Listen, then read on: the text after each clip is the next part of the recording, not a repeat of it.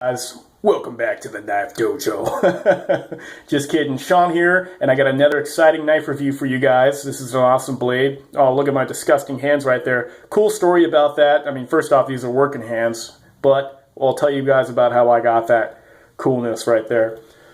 So, what we have here is a custom knife, HSC custom blades, and this is made by a gentleman by the name of Harbeer, hand forged. He's been trained by Murray Carter. Very cool knife right here. Let's go ahead and just cut right to it, okay? Literally. Show you guys the push cutting capability of this sick blade. Look at that. Huh? Just push cutting that with ease. Bam.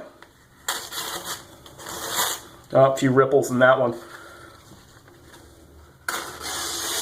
We're not kidding, dudes. This knife is freaking sharp, okay?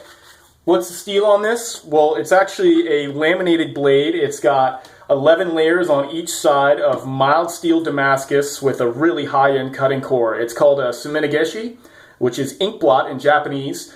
The 11 layers are a mild carbon steel, so it's not stainless, but a mild steel. It doesn't fully harden to protect the 6364 HRC Hitachi white steel Shirogami #2. Very, very cool stuff, guys. Probably the best sharpening steel I've ever used, period. I have some white steel knives in my kitchen. I couldn't wait to get my hands on this awesome blade right here. So Harbeer has reached out to me to review this knife for you guys. He's watched my channel, he's liked what he saw, and he said that, hey, would you like to check out this knife? And I said, heck yeah, dude. So this is sweet. Full tank construction with a distal taper on there, very cool. We have these nice stabilized hardwood maple handles with a 3 brass pin construction.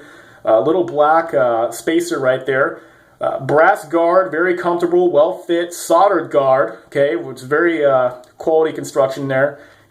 You can hear right there, I can't feel my fingernail scratching into it. So good stuff, looks like the fit's good. A little bit right there where the spacer meets the maple, but not here. Very cool stuff. So the solder guard, it's welded on basically is what that means. It's not going anywhere. Very durable construction. Handle's very comfortable. We don't quite have a very thick palm swell here, but it doesn't matter. The contours are great. Finished with a 400 grit. We got that slight, I can't even talk, slight swell right here, which makes it very, very comfortable. Not as much swell as your Bark River Gunny, but it doesn't matter. I've noticed it's actually very, very comfortable in the hand. A very thin blade stock, very high grind. This is really a purpose-driven knife. It's really more of a pure performance blade for hunting. Okay, you're going to get the most use out of this blade for hunting. I don't think anything's really going to come close to the keenness of edge that this white steel takes right here. Awesome, awesome stuff. Let's get a little more cutting in here for you guys. We got the, oh, just listen to that, just silky smooth edge. I'm just able to push cut, bring the paper up, not even move the knife. I mean, it's just awesome stuff. So it's not going to have the wear resistance, guys, of the LMAX or your S30V or any of those steels, but that's all moot. The point of this steel is ease of sharpening and easy field maintenance, as well as keenness of edge. All steels can get incredibly sharp in the right hands with the proper abrasives, but this steel right here, it gets noticeably sharp, okay? The edge geometry I put on here is a 22 degrees, sharpened by hand, freehand on water stones. Okay, I stropped on a 6K, and I also stropped on a 1 micron CBN, and pretty sharp. We're not going to get as much bite as the convex and Mora grinds, Scandi grinds, okay? But by putting this at 20-22, you're going to get that edge durability for some bushcrafting-like tasks. But again, this is not a tree chopping knife, but good stuff, still very sharp. You can see we got some 3/8 manila rope here, make a cut in this, and no problem at all, even with a short piece. It's a little bit harder with a shorter piece, and you can see that we're still cutting through there. So we're not going to have that wear resistance like we are on our Bark River LMAX, but we're talking about a hand-forged, handmade knife. And it's really cool about this knife, since he was trained by Murray Carter, what we're getting is excellent metallurgy on this blade right here.